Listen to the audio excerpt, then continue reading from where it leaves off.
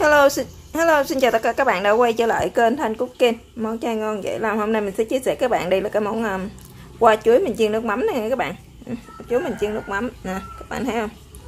Món ăn đơn giản, rất là dễ tìm mua ở tất cả các chợ luôn các bạn. Để mình quay một vòng cho các bạn xem coi nó như thế nào nha. Cái qua chuối thì mình chiên nó chiên cho nó giòn ha các bạn. Chiên nó giòn ha. Ghim thì nó nước mắm thì nó hơi mặn mặn nè, nó hơi ngọt ngọt nè. Còn nó để xíu ớt đó các bạn, nó hơi cay cay nè, ăn rất là bắt cơm luôn các bạn. Các bạn nhìn kỹ coi, nó giống như cái khô mực không các bạn. Cái màu nó cũng rất là đẹp nha.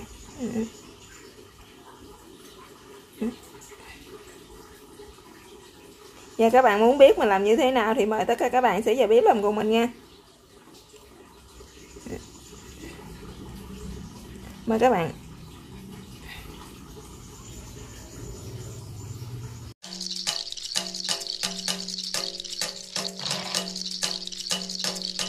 Những nguyên liệu để chúng ta chuẩn bị làm cái món qua chuối chiên bắp chuối chiên nước mắm này nha các bạn. Trước tiên thì mình sẽ có đây là một cái bắp chuối nè ha, một cái trái chanh. Gia vị thì chúng ta sẽ có đây là đường này các bạn, một ít đường ha, một ít bột ngọt, một ít nước mắm chai ha, một ít tương cà. Không thể thiếu đó là bột chiên giòn này các bạn. Mình sẽ sử dụng một bịch bột chiên giòn này. Giờ mời tất cả các bạn sẽ vô bếp làm cùng mình nha. Mời các bạn. Rồi, bây giờ thì trước tiên chúng ta sẽ cắt các trái chanh này ra làm đôi để chúng ta để vô trong nước đó, cho nó không có bị đen cái phần chuối của mình nha. Bây giờ mình đã chuẩn bị một cái thau nước rồi nè các bạn. Các bạn sẽ dắt chanh vô đây ha.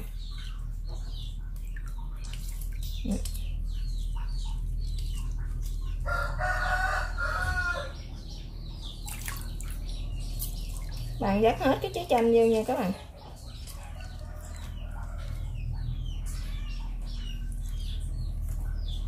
Bạn để cái vỏ vô đây luôn nha, cho nó ra cái màu nha tinh dầu á, thì cái phần chuối này của mình nó sẽ không có bị đen. Mình sẽ dùng những cái trái chuối này nè các bạn, chuối non này nè ha.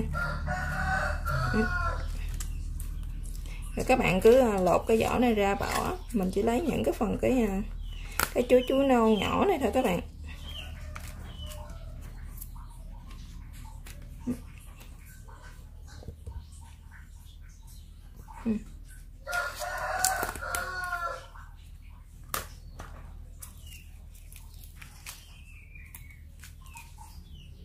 Bạn lột cho hết cái phần bắp chuối này ra nha. Bạn lấy hết cái trái đó lên luôn các bạn.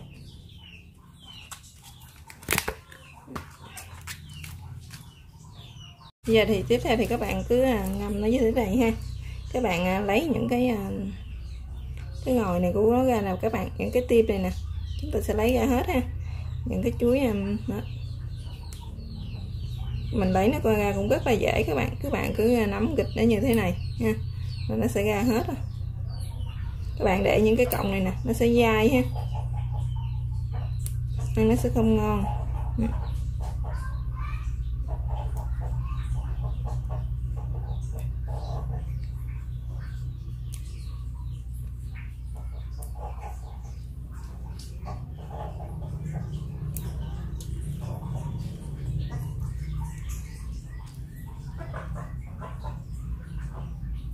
Các bạn lựa những cái chuối á có trái nó bự hơn này cũng vẫn được nha các bạn.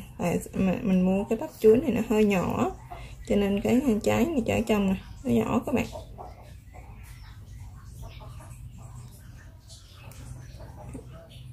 Đó, các bạn lụm hết cái tim này ra cho mình ha, nó mới lúc mình ăn nó sẽ không có bị dai ha.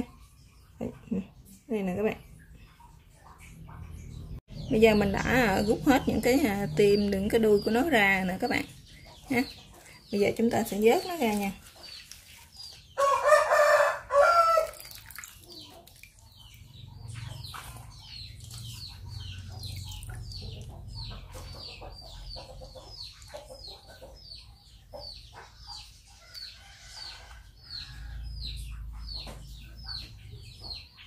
Giờ chúng ta sẽ trộn bột vô nha các bạn. Mình sẽ sử dụng cái bật bột này, mình sẽ chỉ sử dụng phần nửa thôi. Tại vì cái bật bột này nó tới 150g lần các bạn. Các bạn chỉ sử dụng 75g là vừa ha. Rồi, bây giờ mình sẽ cho bột vô thôi các bạn.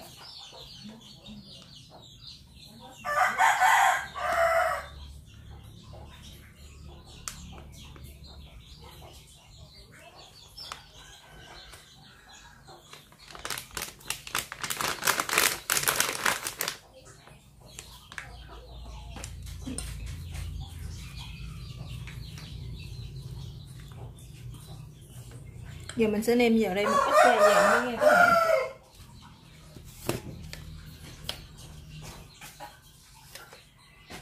Mình sẽ cho vào đây 1/3 muỗng cà phê muối nha.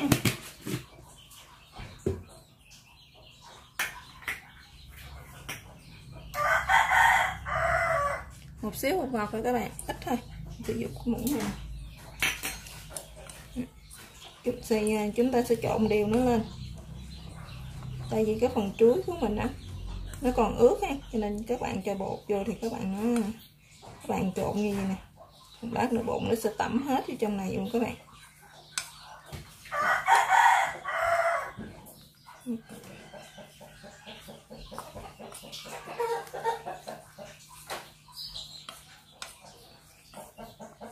Các bạn trộn cho đây đều lên thì rồi là mình sẽ đem chiên nha.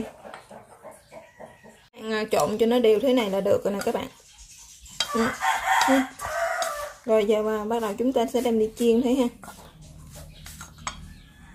Bây giờ tiếp theo thì chúng ta sẽ bắt một cái chảo lên trên bếp nha các bạn, để cho chảo mình nó nóng thì chúng ta sẽ cho dầu vô nha. Bây giờ mà chảo mình nó nóng thì mình sẽ cho dầu vô các bạn. Các bạn cho dầu hơi nhiều một xíu nha, để chúng ta chiên cái phần chuối của mình nó là dễ ha. Cái chảo của mình nóng thì mình sẽ để vô để chúng ta chiên các bạn.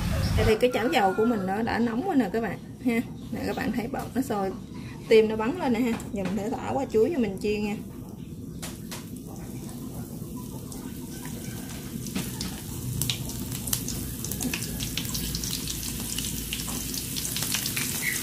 Khi mà cái chảo dầu mình nó đã nóng á các bạn để qua chuối vô thì các bạn để lửa hơi nhỏ xuống xíu cho mình nha.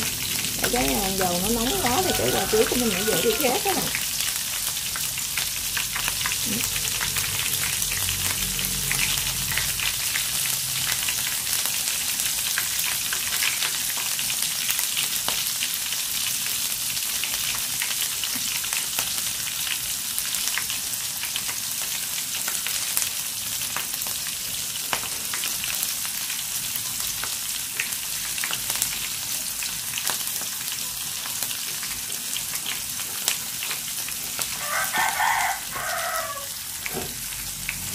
Điều cái quả chuối của mình nó vàng như thế này là được nè các bạn.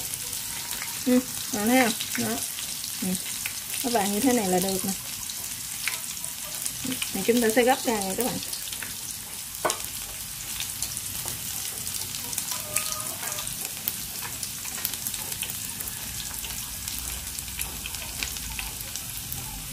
Các bạn chiên nó vàng thôi nha, đừng có quá vàng nhiều nó sẽ dễ bị khét đó các bạn.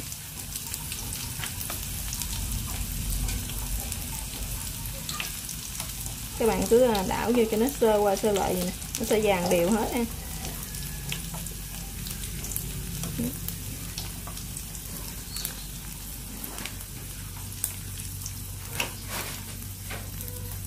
Các bạn chiên mình chiên một lần một ít vậy đó các bạn. Các bạn chiên từ từ cho đến khi hết cái phần hoa chuối này của mình nha.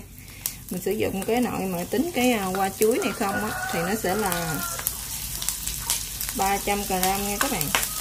Còn nó nguyên một cái bếp chuối bự thì nó tới 500g lần các bạn.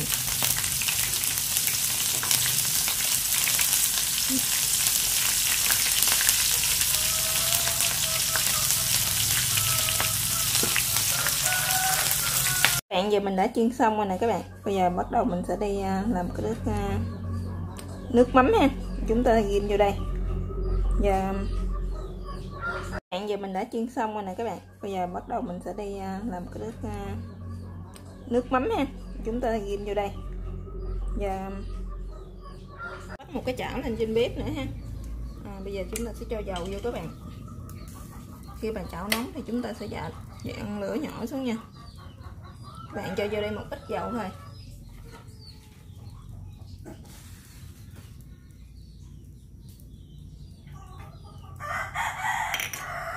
Bây giờ chúng ta sẽ cho nước mắm vô nha.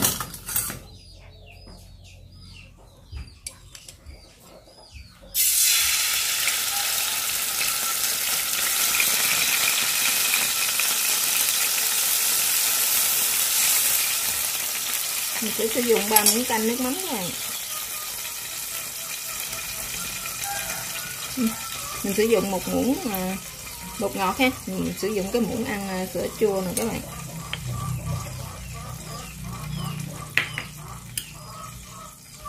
Tương ớt thì mình sẽ sử dụng 1 muỗng canh.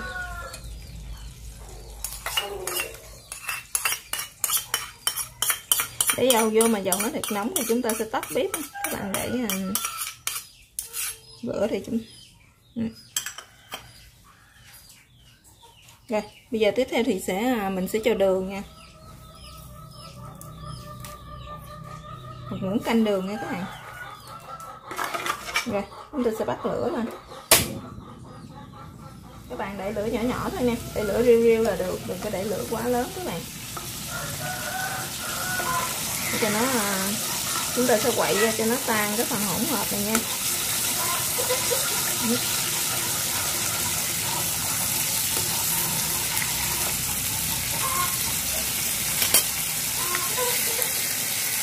Các bạn thấy không?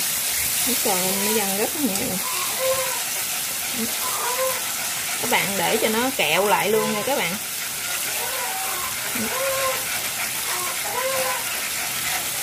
Rồi, một xíu nữa chúng ta sẽ nêm lại coi nó có vừa ăn hay chưa nha. Đó, các bạn thấy nó kẹo lại rồi ha, nó lên một cái màu vàng luôn các bạn. Bây giờ mình sẽ nêm lại coi nó vừa ăn hay chưa nha. Như vậy thì khẩu vị gia đình mình đã vừa, còn khẩu vị gia đình các bạn như thế nào thì các bạn có thể gia giảm gia vị theo tùy ý của mỗi gia đình nha. Thôi bây giờ các bạn là muốn mà nó hơi cay cay hơn ha, thì các bạn sẽ cho vào đây cái muỗng nhỏ này nè, ớt bột nha các bạn. Nó hơi cay cay ha, nó hơi mặn mặn, ăn cho nó hấp dẫn thôi các bạn.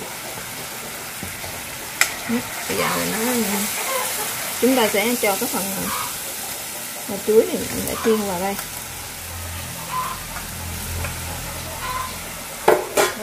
Các bạn sẽ trộn nó lên nha. Các bạn trộn đều nó lên cho nó thấm hết gia vị vô đây nha các bạn.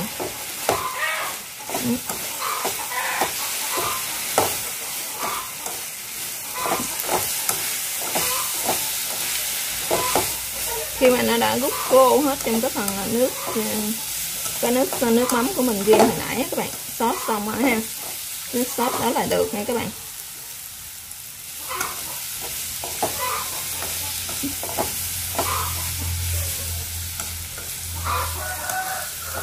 Giờ thì cái phần chuối mình ghiên nước mắm giờ thì nó đã hoàn thành rồi đó các bạn. Cảm ơn các bạn đã theo dõi video của mình. Chào các bạn và hẹn gặp lại các bạn trong các video tiếp theo nha. Giờ mình ăn thử cái này coi nó ra làm sao nha các bạn.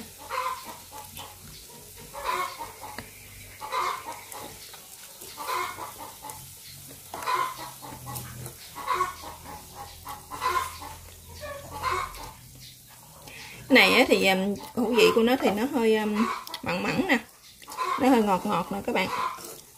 Ở ngoài thì nó hơi giòn giòn ha. Còn nó hơi cay cay nữa các bạn, ăn rất là vừa miệng luôn. Ăn với cơm rất là bắt cơm. Để các bạn